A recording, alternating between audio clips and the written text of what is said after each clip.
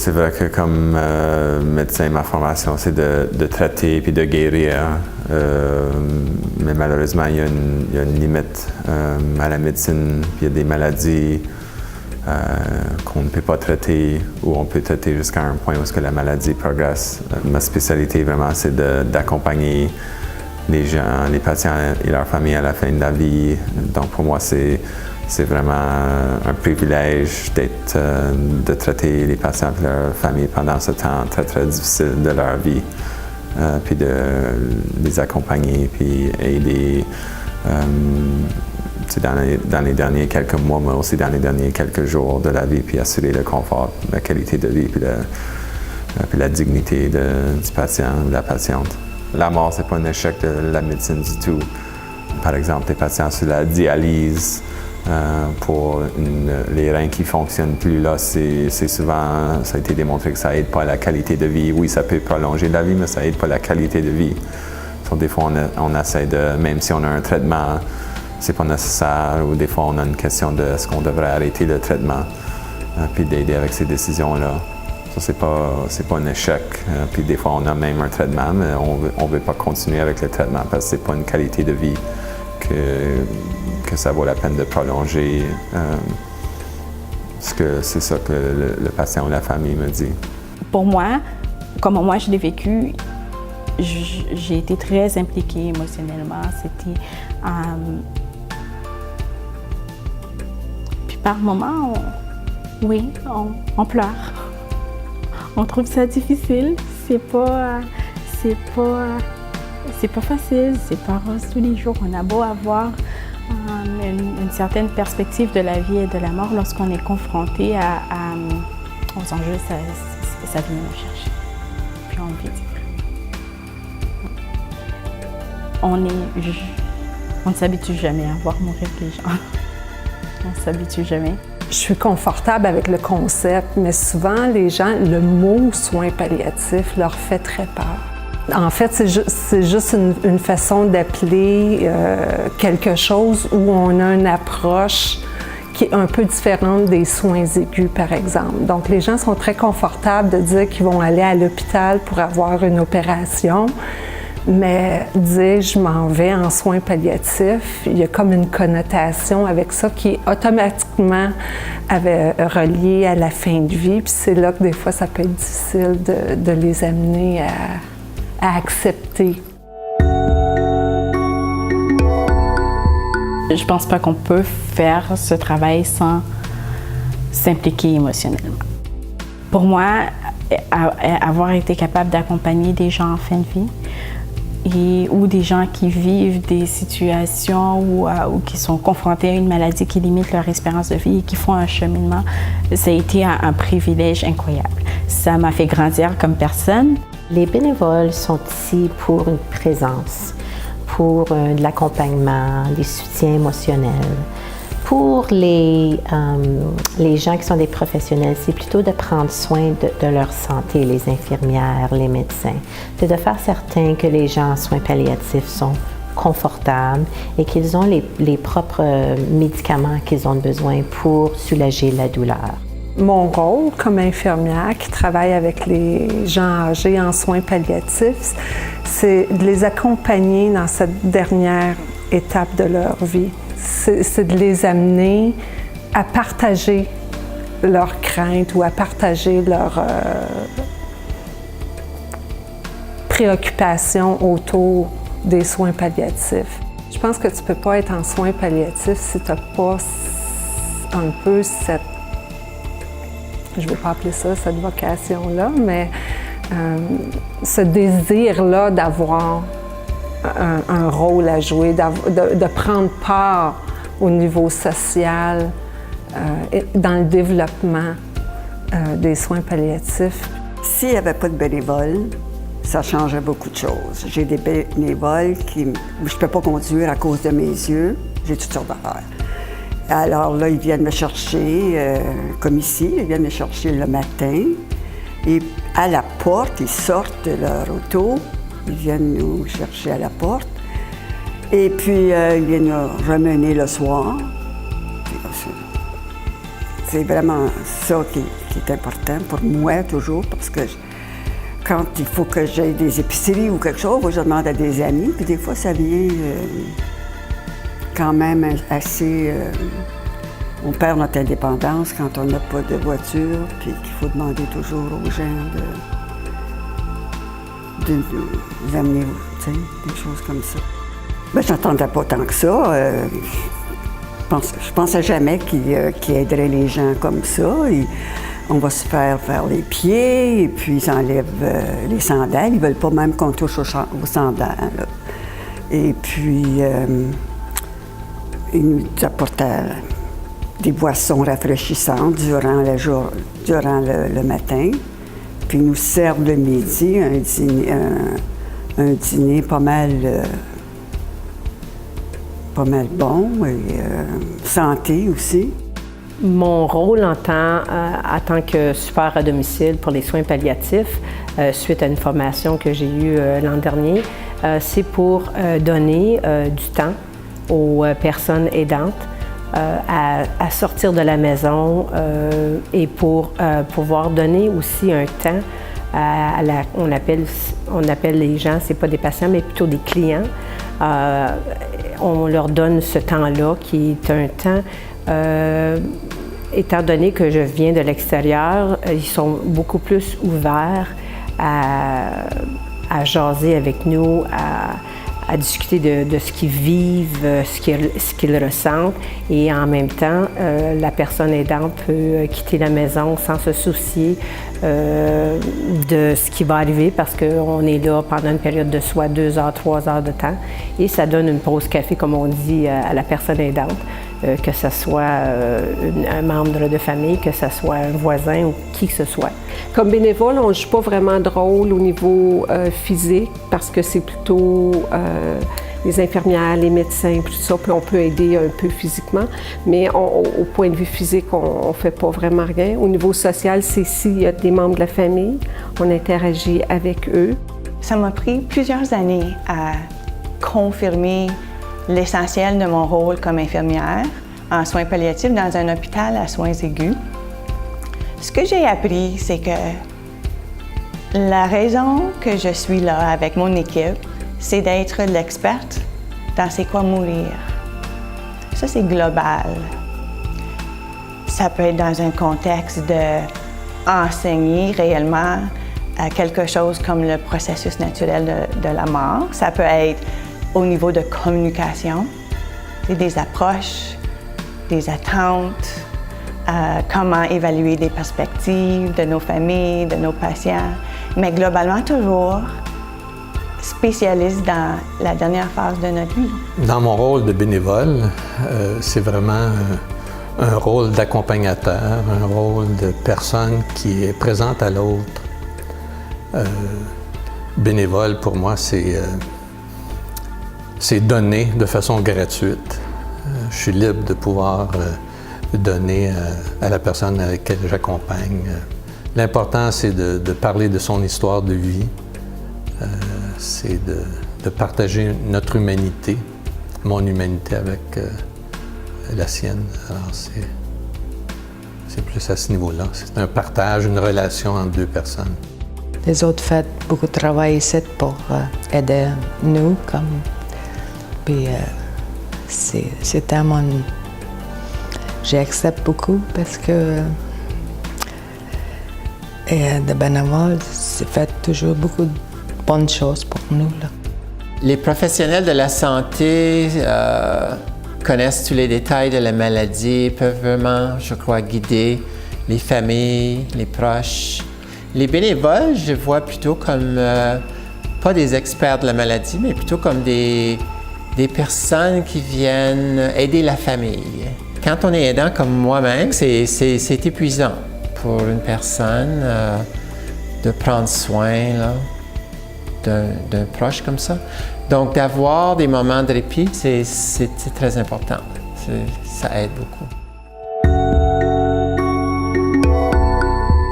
Les valeurs que j'applique, je pense que la première des choses, c'est le respect. La première des choses, quand on va visiter quelqu'un, c'est le premier contact, c'est d'avoir un respect, d'être authentique, respectueux, puis d'être à l'écoute de ce que la personne veut. Et non ce que l'on veut, mais ce qu'elle veut. Je pense que côtoyer la mort ou d'aider, d'accompagner les gens dans la mort amène un grand questionnement sur qui on est. Quand je pense à mes valeurs et à mon rôle en tant que travailleuse sociale auprès des personnes âgées, la première chose qui me vient à l'esprit, c'est le principe d'équité puis de respect de la personne. Donc ça c'est des valeurs profondes pour moi. C'est important de traiter les gens avec respect et d'être équitable dans comment on interagit avec les gens. Une autre valeur que j'ai développée suite à ces moments difficiles-là, c'est d'essayer de vraiment profiter de la vie, de jouir de la vie le plus possible. Chaque jour est important parce que je sais très bien qu'il n'y a pas de garantie. On ne sait jamais quand notre tour va venir. Quand on travaille en soins palliatifs, oui, il faut être très conscient de nos propres valeurs, mais aussi il faut être conscient des valeurs des autres. Il faut être très respectueux envers les valeurs des autres. Mes questionnements personnels sur la vie et la mort ont définitivement une influence sur mes actions professionnelles ou ma façon d'agir en tant que professionnelle. La mort, oui, on y pense quand on est malade, vraiment. Je me pose des questions certaines. On ne sait pas quand ça va arriver, surtout quand on a un cancer qui est au stage 4. Alors, ça nous fait un peu peur. J'ai déjà fait des soins palliatifs en tant qu'infirmière. Présentement, je fais des soins palliatifs en tant que bénévole. Puis, présentement, j'ai une expérience extraordinaire dans un accompagnement spirituel. Donc, cet accompagnement-là m'a vraiment permis de faire un arrêt sur c'est quoi la mort, qu'est-ce que ça apporte, comment on le vit, c'est quoi les valeurs, c'est quoi les croyances. Donc, c'est un petit peu où est-ce que ça m'amène, ma réflexion sur la mort, la vie et la mort. Dans le fond, il n'y a rien qui existe éternellement et puis que tu vois, tout change constamment. Ça, pour moi, ça se voit beaucoup dans la nature et ça, c'est pour moi très important dans ma vision de vie. Je crois aussi qu'en soins palliatifs, la vie ne doit rien. Et puis aussi la question, il n'y a vraiment pas de réponse face à la question « Pourquoi moi ?» qui est une question qui est souvent posée en soins palliatifs. Pourquoi est-ce que je suis malade? Moi, je pose souvent la question « Pourquoi pas moi ?» C'est la médecine moderne qui est choisie aujourd'hui. On ne peut plus dire, comme certains gens disent, mais c'est Dieu qui a décidé, parce qu'en effet, c'est vraiment la médecine moderne. Il y a en effet plusieurs personnes âgées en soins palliatifs qui m'ont fait dire ça. Et pour moi, ça a été une question difficile en soins palliatifs. Souvent, les gens me demandent, mais pourquoi ma femme ou mon mari doit souffrir comme ça et pourquoi elle ne peut pas partir dignement? Personnellement, je dois dire que j'avais pas beaucoup pensé aux questions de vie et de mort avant que ma femme tombe malade. La finalité de la mort m'a vraiment frappé après le décès de ma femme. Ça semble bizarre de dire ça, mais on n'y pense pas avant que ça arrive. Et ça, vraiment, le choc a été vraiment pénible pour moi.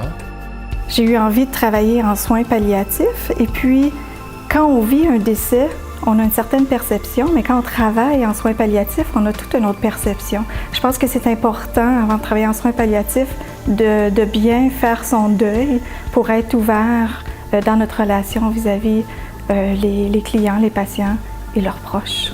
Je me pose sûrement les mêmes questions que les personnes à qui j'accompagne comme bénévole. La mort, qu'est-ce qu'il y a après la mort? Comment je vais mourir moi aussi, hein? Comment ça va se faire. C'est toujours important d'être très conscient de ses propres biais ou ses propres enjeux ou ses propres réflexions autour de la mort et de la vie. Autour de la mort ou de la vie et des soins palliatifs, mes gros questionnements ou mes gros enjeux ont toujours été autour de la vulnérabilité et la légèreté de l'existence, si tu veux, donc de la vulnérabilité dans l'expérience humaine.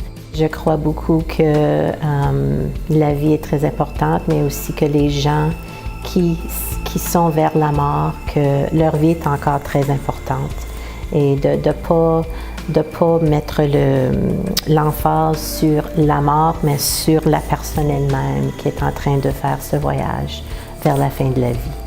Mes questions sur la vie et la mort qui influencent mon rôle de bénévole, c'est surtout parce que moi, j'ai grandi dans une famille avec beaucoup d'aînés, entourée de personnes âgées, donc j'ai vécu beaucoup de décès durant ma jeunesse. Pour moi, j'ai accepté la mort comme quelque chose de naturel.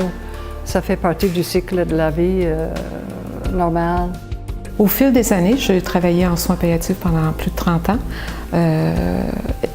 Mes questionnements ont été principalement comment mieux vivre sa vie et suite aux enseignements aussi des patients qui nous disent de vivre complètement nos vies et ne pas attendre de réaliser nos rêves, etc.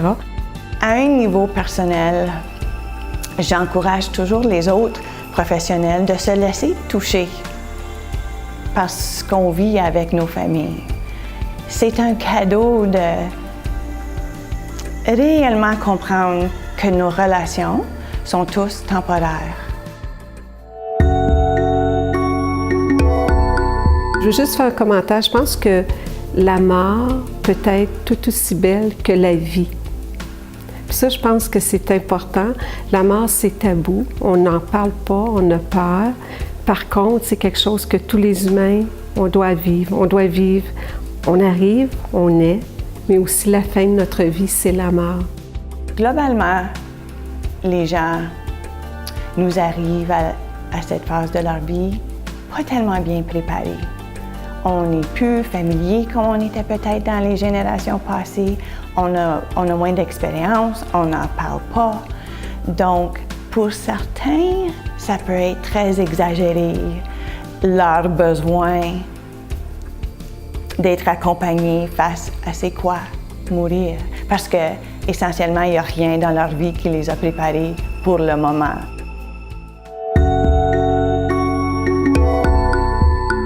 Je dirais que les professionnels de la santé ont certainement un gros rôle à jouer au niveau de support spirituel ou psychologique pour les patients et leurs familles. L'aspect culturel, c'est très important. J'ai déjà fait du travail au nord, dans les communautés inuites. Je pense que le rôle des professionnels de la santé va bien au-delà de fournir des soins médicaux. Donc, ils ont également un rôle à jouer sur les plans sociaux, spirituels, parce que c'est la manière holistique d'offrir des services aux gens. On ne peut pas morceler les gens. Une personne malade ou dans un état de vulnérabilité ou qui fait face à une maladie qui limite l'espérance de vie est quand même une personne dans son entièreté. Donc, évidemment, les professionnels de la santé ont un rôle à jouer autour de tous les aspects qui ont fait la vie de cette personne, qu'on parle du social, qu'on parle de la spiritualité ou qu'on parle du bien-être psychologique. Dans mon rôle comme infirmière, écoute, c'est toutes les dimensions de la personne. Donc, à un niveau psychologique, oui, les gens qui font face à la fin de leur vie ou d'un proche, ils vont toujours questionner, ils vont revivre des relations, des émotions, soit personnelles ou dans de la famille. Donc oui, spirituel, à tous les niveaux, on est touché encore par qu'est-ce qui nous a donné un sens à notre vie et on s'arrête pour réfléchir, constater, confirmer que oui, on a fait les choses comme on aurait voulu. Et à un niveau social, écoute, nous, on n'est jamais impliqués avec seulement le patient. C'est toujours le patient avec tout ce que ceci englobe. Donc, pas non seulement l'histoire, mais la famille, les proches, les gens qui accompagnent la personne que nous, on accompagne. Donc, on accompagne à plusieurs niveaux. On accompagne les accompagnants en plus. Au niveau social, comme récemment, on avait affaire avec quelqu'un, parce que je fais de la supervision avec les thérapeutes, quelqu'un, par exemple, qui vient de l'Europe de l'Ouest. Et tu vois, j'ai vu que toute la famille a été très imprégnée par ce qui est arrivé dans un pays communiste. Alors pour moi, le niveau social, c'est aussi le niveau culturel. C'est regarder, par exemple, est-ce que cette famille va se trouver en pauvreté après la mort du père ou de la mère. Pour moi, toutes les questions se posent ensemble comme psychanalyste. Pour moi, la question au niveau psychologique, comment est-ce que les gens y font face? Est-ce qu'ils ont la capacité émotionnelle de réagir à cette crise? La question spirituelle est, pour moi, presque toujours liée à ça, parce que c'est vraiment une crise existentielle et alors les personnes, à ce moment-là, se posent beaucoup de questions. Je pense que c'est important que les travailleurs sociaux, les infirmiers, les infirmières, les bénévoles, même les familles ont tous un rôle à jouer au niveau physique, psychosocial avec le client. On transite tous, on travaille tous autour d'une personne, ce client. Donc, chacun apporte quelque chose de très spécial envers cette personne-là pour lui apporter justement un tout pour qu'elle puisse terminer ses jours le mieux possible, avec une meilleure qualité de vie possible. Les professionnels ont un rôle à jouer au niveau spirituel. Je pense qu'en tant que professionnel, on ne peut pas séparer une personne, on ne peut pas séparer la spiritualité du physique et du social. Ça va dans un tout, et puis en tant que professionnel, on a certainement un rôle à jouer. Il faut être présent, il faut être à l'écoute, et surtout au niveau spirituel pour ce client. Il faut que tu ne juges pas les clients, mais j'ai pas un problème avec les clients qui viennent, qui étaient spirituels, n'importe quelle église, mais moi, je rentre pas dans ce niveau jamais. On a un rôle à jouer sur le plan psychologique, physique, et spirituel et social. Parce que quand on a la permission quand les gens acceptent de nous avoir comme bénévoles, ils s'ouvrent à nous.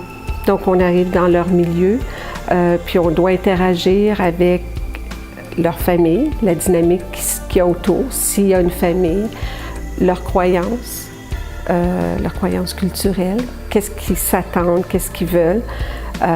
Puis les soins spirituels, c'est un petit peu... souvent les gens pensent aux soins spirituels comme des soins religieux, mais c'est pas ça les soins spirituels. Les soins spirituels, c'est de faire un cheminement vers la mort qui va t'amener une certaine sérénité. Je pense que le rôle principal est un rôle d'écoute sur le plan spirituel, d'écouter la famille, d'écouter le patient et de...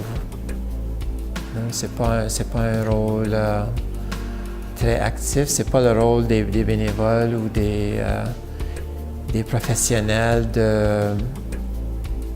d'imposer des valeurs ou d'imposer un cheminement. Ça dépend toujours de la personne avec qui on échange. Nous, on est là pour les aider, pour jaser avec eux, mais si il n'y a pas question, moi en ce moment, j'ai une personne qui ne veut aucunement parler de spiritualité et je respecte cette personne-là. Je crois qu'en tant que professionnel, je me dois d'avoir un rôle à jouer au niveau des composantes psychosociales et spirituelles.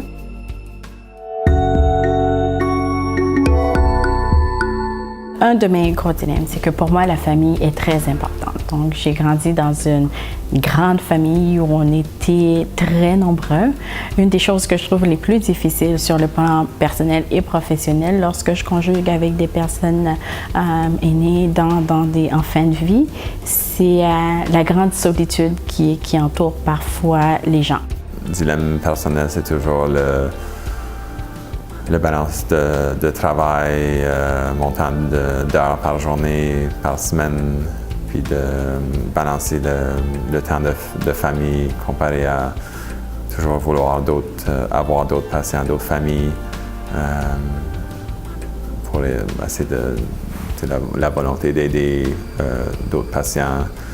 Dilemme au niveau de professionnel, ça c'est plus des fois certainement avec la nouvelle législation au niveau de l'aide médicale à mourir, des fois ça peut causer des dilemmes pour les patients et les familles. Ça c'est une chose qui nous cause en communauté des discussions très difficiles au niveau d'options pour les patients et leurs familles à la fin de la vie. À un moment donné, ça m'est arrivé d'un niveau très personnel. J'étais en deuil, mon père était décédé et naturellement, il faut continuer à travailler après un petit congé quand même. Et au niveau personnel, je savais comment je me sentais et il fallait vraiment que je fasse attention de ne pas laisser monter mon deuil et de donner des bonnes qualités de travail avec les familles, avec ces gens-là. J'avais une cliente avec qui j'ai partagé plusieurs semaines avec elle des moments de silence, comme des moments pour jaser de tout et de rien, de sa vie, de ce qu'elle vivait dans ces derniers temps. Pour la cliente et pour moi, quand on n'est pas prête mentalement à dire « OK, du jour au lendemain », elle a fait l'appel pour dire « Je m'en vais à l'hospice », mais du jour au lendemain, elle me dit « Suzanne, je pars demain matin ». Donc à ce moment-là, cette dame-là, du jour au lendemain, elle changeait d'endroit, elle changeait de milieu. Elle était avec une nouvelle équipe, elle n'était pas prête mentalement à ça et physiquement non plus. Et la même chose pour moi, c'était comme un réveil. OK, on fait partie d'une équipe, mais il ne faut pas trop s'impliquer, il ne faut pas trop faut quand même garder nos distances parce qu'à un moment donné, ils ont mal, ça nous fait mal. Les professionnels que je côtoie au quotidien, je dirais la majorité m'ont dit « Linda, tu vas aller en soins palliatifs? » Ben voyons, tu vas côtoyer la mort à tous les jours, tu trouves pas ça lourd? La retraite, c'est supposé d'être amusant, c'est supposé qu'on se sente bien et tout ça. Fait que c'est un des premiers dilemmes. Je travaille avec des gens dans le milieu de santé, puis déjà là, c'est les soins palliatifs. C'est encore tabou, la mort, les soins, on ne veut pas vraiment en parler. Mais sur le plan personnel, c'est d'essayer le plus possible de pas faire entrer mes valeurs, c'est-à-dire que de ne pas l'influencer, pas influencer la personne avec qui j'accompagne, avec qui je suis présent.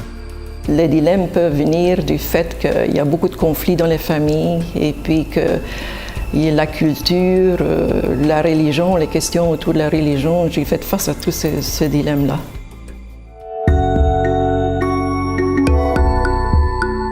Pour moi, une qualité essentielle pour un professionnel de la santé, c'est vraiment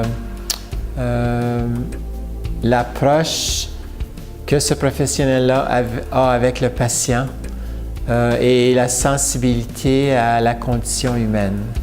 L'aspect psychologique, l'aspect émotionnel est sans doute aussi important que l'aspect technique médical lui-même.